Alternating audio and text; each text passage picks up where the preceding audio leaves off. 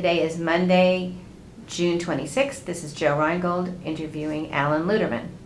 Good afternoon, Alan. Good afternoon to you. Tell me a little bit about your family, where they came from, what you recall about your grandparents and your parents, and how they got to Dallas, Texas. Okay. My father came with his mother, actually, in 1917, I believe, from Kodny, Poland, which is, I'll tell you about that in a few minutes. It's really interesting because I just recently found out about where it was. My dad always, since he came at such a young age, really didn't have much of a recollection, so he never could pinpoint it for me. He always just used to say he was from New Jersey. But he came in with his two siblings, the three brothers, Sam, William, and my dad, whose name was Isidore, came in 1917 with their mother. My grandfather, Zalik, came sometime earlier, I'm not sure exactly, but he came and sent for them when he was able to do so. And like I said, they came from Poland. My mother came from Poland in 1937, I believe it was, from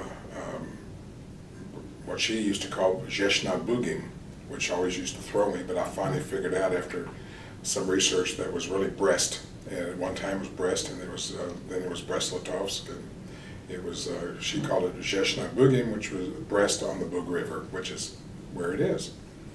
And she came to stay with her aunt and uncle, Sarah and Reuben Gilbert, who Sarah was her aunt, and Reuben was, of course, her uncle by marriage. And so she came in, like I said, 37. Sometime between then and 1940, she met my father, and they married, and I was born a year later. Actually, 364 days later. Where were they living at the time? In Dallas. They were. In Dallas, and Why did they decide to come here of all places? they being, Your parents. well, I'm not sure about my grandfather, but my mother came here to stay with her aunt and uncle.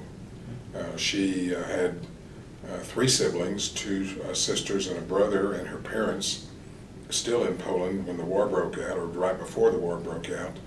And seeing through the news media what was going on there, she urged them by writing them letters that they should get out. And in fact they did, literally almost like on the last boat out.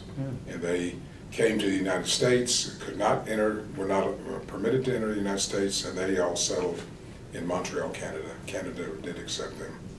So most of them have all moved here that are still alive. All our siblings are now gone, so that whole, but all the offspring are still scattered around. My aunt, an aunt by marriage still lives in Montreal, but spends half her year in Florida. She's a snowbird. And then I have a cousin, one of her children, one of her daughters is in Toronto, and the rest are in the Philadelphia, Cherry Hill, New Jersey area. So that's where they all came from and where they have settled. Okay. Ask me another question. Well, what neighborhood, where did you grow up? I was born in September the 21st, 1941, and in St. Paul's Hospital at the time was located on Hall Street. And the first home that I was aware of was on a street called Spence in South Dallas, where the Jewish community, for the most part, resided. And my recollection was growing up there. My first grade school was, because my birthday was in September, I was not permitted to enter school September the 1st. When I was still 5, just almost 6. So my mother sent me to a private school for what was equivalent to the fall semester. I think it was called the Lynn School. And then since the school that was closest to me did not have midterm entry, I did go to another school called Silverstein, which was a little further to the south of, it's still in South Dallas, for the spring semester. And then during that following summer, we moved to Park Row, 2715 Park Row, and I spent my elementary school years going to John Henry Brown Grade School, and then back then you started high school, well, or it was called 8th grade, was actually at the Forest Avenue High School. So I was there for 1 year. The following year it was still Forest Avenue High School, and after that it became James Madison, and the entire Jewish community migrated for the most part north.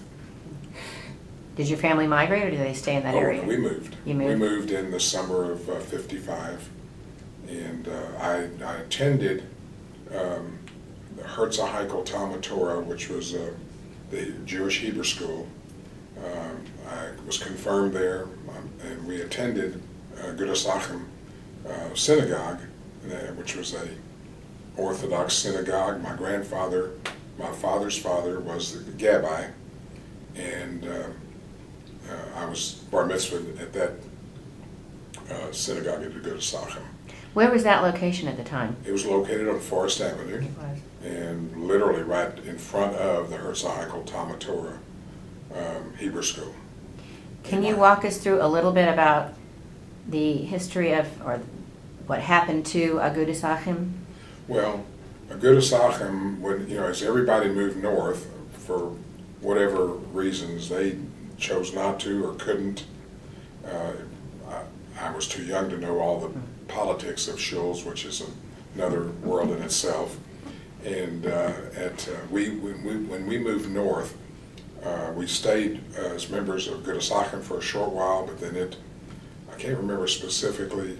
I was still a young teenager, but we joined Sherith Israel, and we remained there, and I still, my wife and I still are members of Sherith Israel to this day. Trying to think, but Agurasakim physically, the physical plant has been torn down because the I-45 interstate Went right through it. Went right through it. Yeah. In fact, my first home that I remember on Spence Street has also been demolished now. My grandparents and one of my uncles and his family lived on a street that was just south of the synagogue called Wendelken, and a portion of that street is still there, and the portion that my family lived on is still there. And it's really amazing to drive down that street and see what it's like. When you were a student, either junior high, high school, what kind of things were you interested in? Obviously besides scholarship, but what else were you interested in? Well, I don't know. I was athletics. I mean, I was not an athlete that would be varsity, but I like to play where I could with friends and pick up games, and especially on Park Row. We would always have kids. There was a lot of children in the neighborhood, of which of similar age, and we would play different things, football, whatever, ride bikes, so forth and so on. Go to the theater, the Forest Avenue Theater, which in fact just recently sold, I read somewhere, was built, I'm not sure exactly, it was somewhere in the 50, 51 or something like that, and they always, back then, had Saturday programs for kids, cereals and yo-yo contests and all kinds of fun things, and then you'd see a movie. And one thing that kind of strikes me, and I always think about this, is that back then we had streetcars running on rails, kind of like Dart is now, but back then it was, and the Irvy streetcar going straight down Forest Avenue. And today we would walk, but as kids, walking 3 or 4 blocks was like walking 3 miles. So we were all lazy, and I remember getting out of the theater one day, and the fare I thought was 4 cents to go home, which was only about 6 blocks. Mm-hmm. And I had planned, with the money I had, that I would have enough, money left to get on the streetcar. And I got on, and the streetcar operator said, "I'm sorry, but the fare's gone up to a nickel. I can't let you on." So I had to walk home, and I was so upset. They've brought some of those streetcars back. That's right. I think it's great. Can't get on for a nickel anymore, though. No, that's true. Where did you graduate high school? Which school? Well, as I said, I went to the 8th grade at Forest Avenue, and then we moved north to a street called Stichter, which is a block north of Walnut Hill Lane, 6540 Stichter, and which was about 2 blocks from Hillcrest High School. And I went to Hillcrest High School. My siblings, I have a brother and a sister, each 4 years younger than the other. And we were also a block away from the Preston Hollow Elementary School. And so I went to Hillcrest High School, and I did pretty well in academics, and I think participated in intramural sports and so forth. Went out for football, but Mother quashed that because she was afraid I was going to have a broken leg or something. Right. She might have been right. So, and you did you go on to college? Graduated Hillcrest, went to the University of Texas in Austin, pledged out AE Pi, Gamma Deuteron chapter, was one of 32 pledges, one of 13 only that were initiated.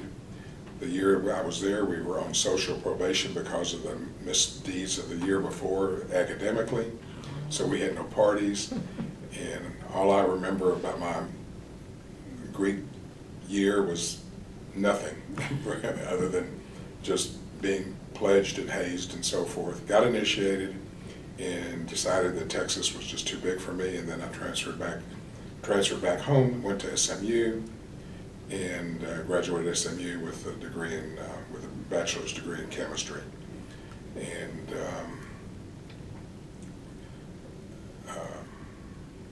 trying to think what else. What were your first couple of jobs with that? Well, back here. My first job was as a chemist. I worked for Magnolia Chemical Company. I was their chief chemist. I was also their only chemist. And I worked for them from 1960, I remember now, 1965 to 1967, about 2 years. Not really happy with it. I had thought that I wanted to be a dentist. And I think back, because I'm not really sure I wanted to be a dentist, but I think my mother wanted me to be a dentist or a professional person. Well, I did not get into dental school and didn't really try that hard, but working in a lab convinced me that I didn't want to be a dentist because it was confining, as would be someone working in a small area, that I felt more like a people person. I hope I have been over the years, but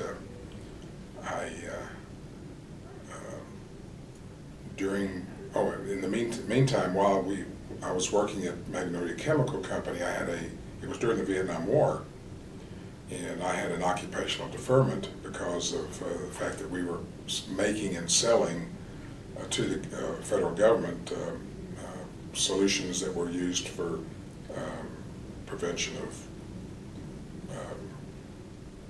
bugs and things in their blankets and DDT and so forth, stuff that's outlawed now. But and at a point in time, my occupational deferment was over, and I decided that I wanted to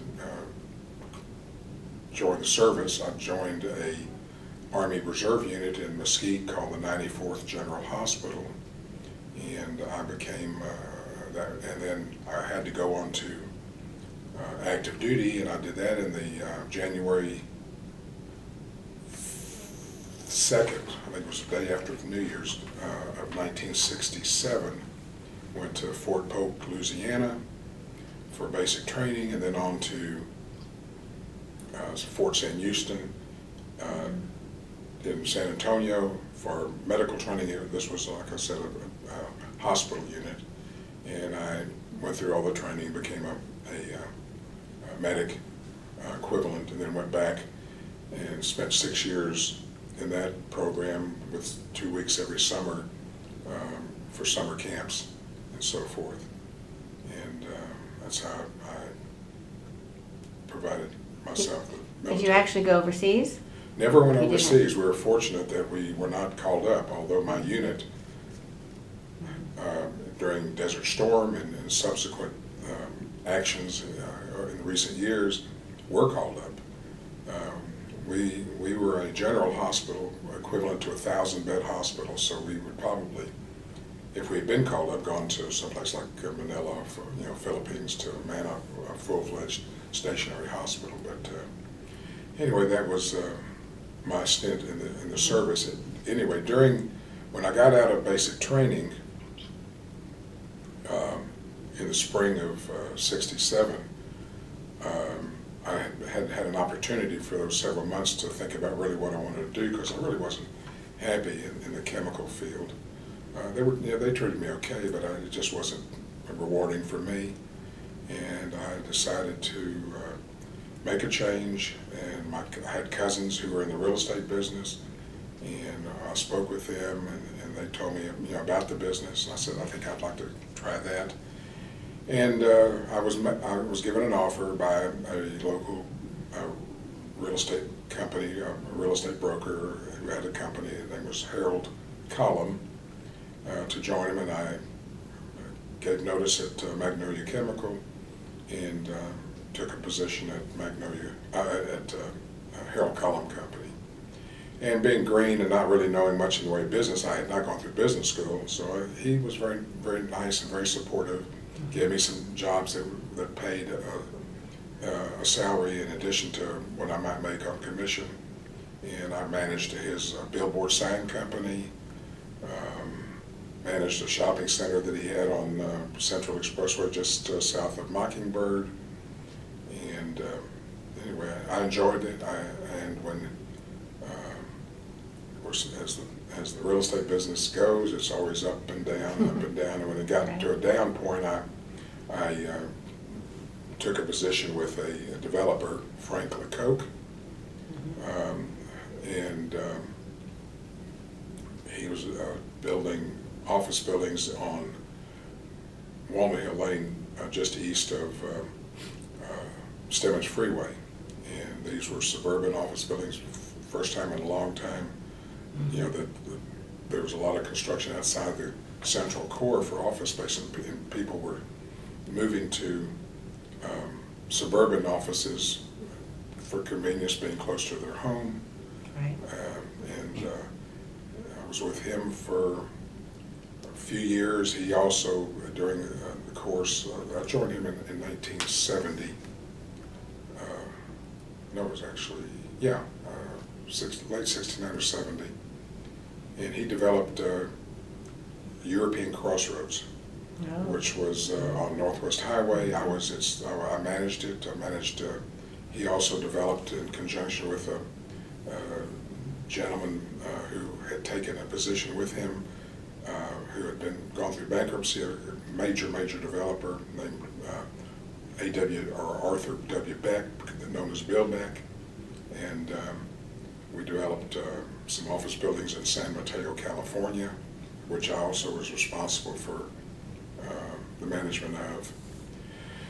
And it was a wonderful experience. And then when he passed away, and for a short while I stayed on, and when he passed away, his silent partner, Reuben Ginsburg, basically it all fell into his lap. And I ultimately, with his passing and with the decline of that venture, and with some associates that I had worked with at the Franklin Co. companies, we formed our own company called GLA and Associates, and hooked up with some other people who had some connections with some financial institutions, and we did some developments and some turnarounds in a difficult real estate market. And then that ended, and then I just became an independent broker, and that's what I've been since probably 1980, 81. I managed some properties for Mexican nationals, Jewish people, and basically real estate's been my career since 1980, so it's 37 years. And I've been a broker since I actually joined Harold Collum in the very beginning, right after I left the chemical business, so I've been a broker almost 50 years. Very good. Okay, so now I want to take you back a little bit and tell us, how did you meet Susan, your wife, your now wife? One of my dearest friends, his name was Ron Fine. In fact, we still communicate. He lives in Chicago now. And he lived on North Haven, just up the street, about 10 houses from this building, which is being remodeled now. I've been sending him pictures so he could see the transformation. Yeah. So I had a lot of odd jobs over the years. Didn't really go into any of that, but I had a lot. Really interesting jobs. If you're interested, I'll tell you. Sure. While I was in college, I worked for, these are just not necessarily chronologically, but for roadway freight, working on docks. When I was in high school, I worked summers for a company called Autoglass Company. Back in college, again, I worked for the Russell Miller Milling Company, which was on South Irving, which was a company that manufactured American Beauty flour, and that was a summer job. I worked for the Southern Lead smelter, which was very controversial with lead contamination over in Westmoreland a few years ago, but I would go in and take samples that they would provide me and run some spectrographic tests to give them the results so they'd know the composition of their smelter and what they were producing. I worked for a company called W&S Precision Finishing that did anodizing of aluminum and architectural colors. Similar, I would go in, take samples from their chemical baths, take them upstairs and run analysis to give them the results on the composition of their chemicals in their mix. Anyway, those are some of the odd jobs. There was others, but anyway, so I was working at the time, and I got off work, and I was going to meet Ronnie at his house. We were going to go to dinner. Anyway, I went over there. For some reason, Ronnie we didn't have cell phones, by the way. So he either was detained somewhere or wasn't home, had some other plans or something happened. But Susan was there with her friend Cynthia Fine, Ronnie's sister, sibling number one. He had two sisters in age. Cynthia was the oldest, and then Phyllis, the younger. And I waited for a while, and then I was getting hungry, and I said, well, would you guys like to go out for dinner? And they said yes, and that's basically, I kind of caught the bug and became interested and called, to see her again without Cynthia. And, it developed from there.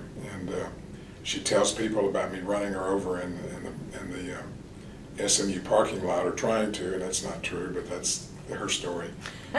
Yeah, she did tell me. No, she said she accidentally hit you. Whatever. Prior to that meeting. Right. But anyway, obviously it turned out well. Well, we've been married 52 years, and I guess we'll stay married for the foreseeable future. And how has your family grown since then? Okay.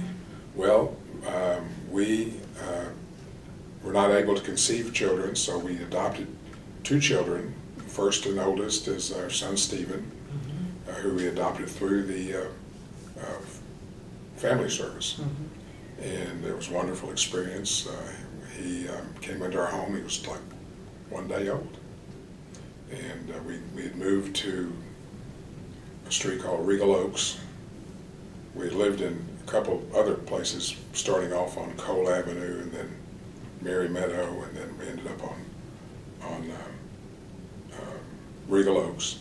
It was a complex owned by David Frankfurt and David Shalom. And Stephen was born on January the 27th of 1969, and he, like I said, came into our lives at 1 day old. Subsequently, we adopted Adria, our daughter, through a private attorney. Things changed in the adoption world, and they still, I think, change from as time progresses. And the attorney was Sidney Diamond, and he called us, said he had a expectant mother who was wanting to place her child into adoption. We said we're in, and she was born May the 13th, 1974. But she didn't come to us immediately. She, I think, went to a foster home for a short while, and then we had her, I don't remember the exact number of weeks, months, or whatever, but anyway, and they have all grown. Stephen is 48, Adria is 43, and Stephen lives in New York City.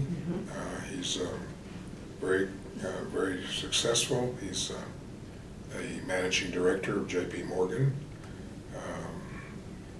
which is a phenomenal accomplishment since he never graduated high school. And very proud of that. We don't have a really close relationship, unfortunately, but that's, maybe that'll change. He has 2 children, Chloe, the oldest, and Harrison, the younger. And they both, like I said, they live, if anyone is watching that's familiar with Manhattan, they live in Manhattan, about 2 doors from the Flatiron Building, on the corner of, right off the corner of 22nd and Broadway. And right around the corner from the Madison Square Park.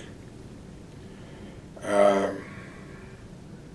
think Adria lives here in the area. She lives in Farmers Branch. She has a daughter, Catherine, who's named after my mother, whose name was Catherine. And Isabella, as her middle name, was named after my father, Isidore. And she is 10, and they are on their way back from Savannah, Georgia, as we speak, where they went. She is active in Girl Scouts, and they went to the birthplace of Juliette Lowe, who was the founder of the Girl Scout program. Must have been a good experience for them. Absolutely. I just want you to tell us a little bit about, in your own words, obviously, how has Dallas changed since you were growing up? Well, it's grown in all directions, and being in the real estate business, obviously I see a lot that some people may not see, but the growth has been phenomenal. I mean, we've got so much infusion of people from everywhere. The one thing that I always say is different is I compare the changes or how things are today compared to what they were as a child. Was that I mentioned earlier about living on Park Row and going out and playing football and with the kids in the neighborhood or something going bike riding. We thought nothing about just running out the door and leaving everything wide open. Never had a worry in the world, and nothing ever happened. Today, unfortunately, you don't do that.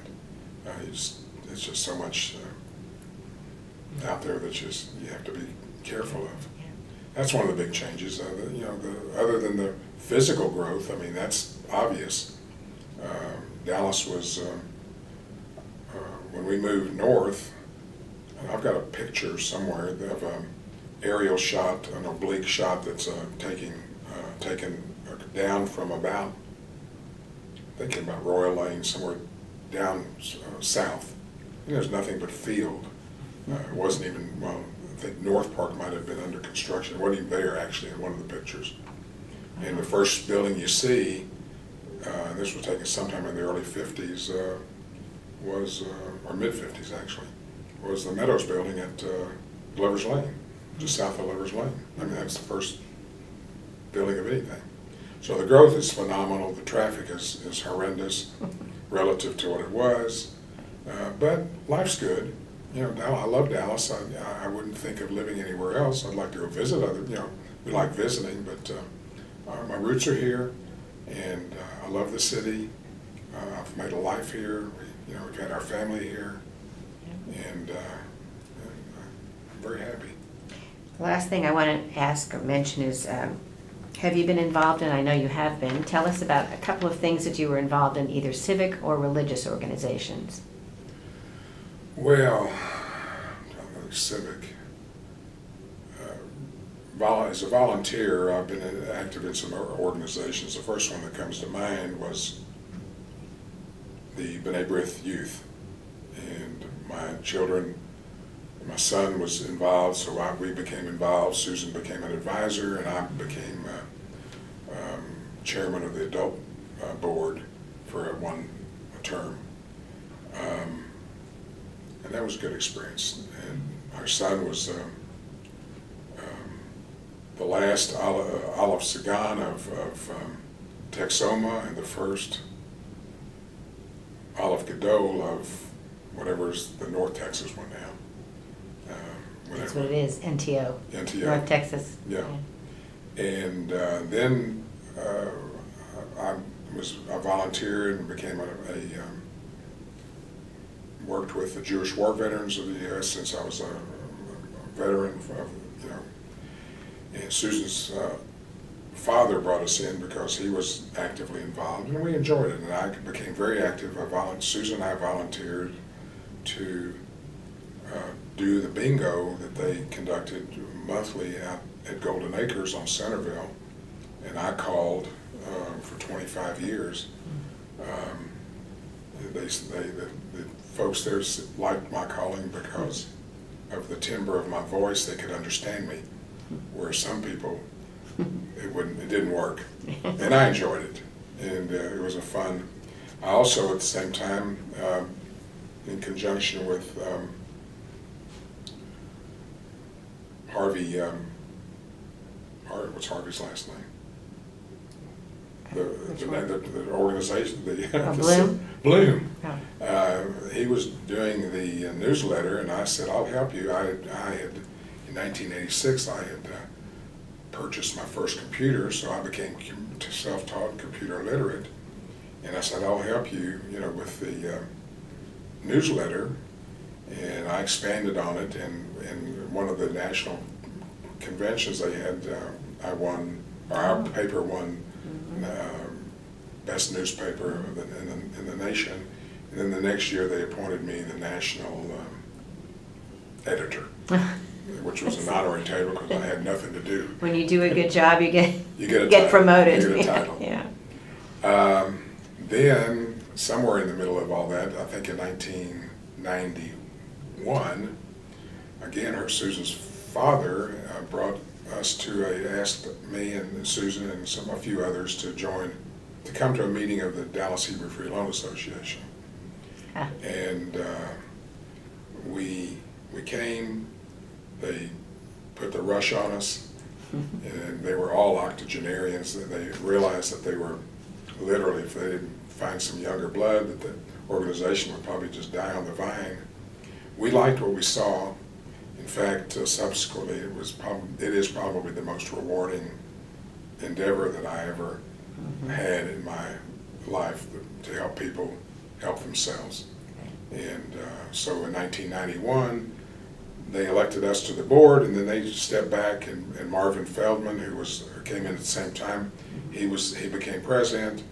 The next term, I was elected president, and several years later, 2001, Susan was elected president. In the midst of all that, then Susan and I both got involved in the International Association of Hebrew Free Loans, because we figured there's,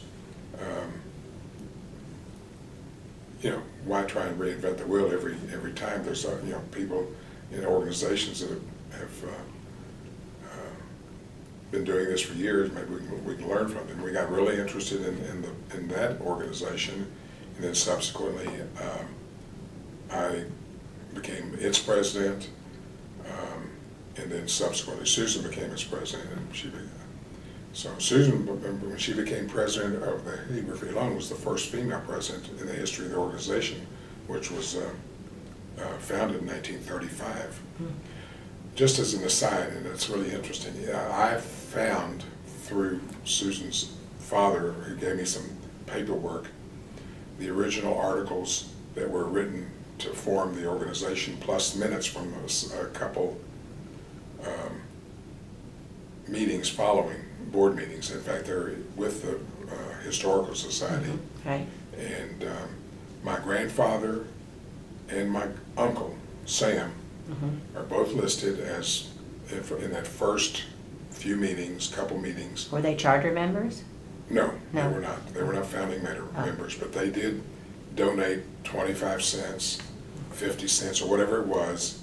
It's on those sheets, and I was very proud to see that, because my dad was here, but he was a very hardworking man who worked from 5 in the morning till probably 7 at night. He had a grocery business on Deep Ellum. That's probably Deep Ellum. I don't know how you pronounce it, but that's what they call it now. Yeah. And I have wonderful experiences about that too. That it was a wonderful, wonderful little community. I have a lot of friends that I've known and met over the years that all had their roots back on those couple blocks where there was predominantly Jewish merchants, pawn shops, and so forth.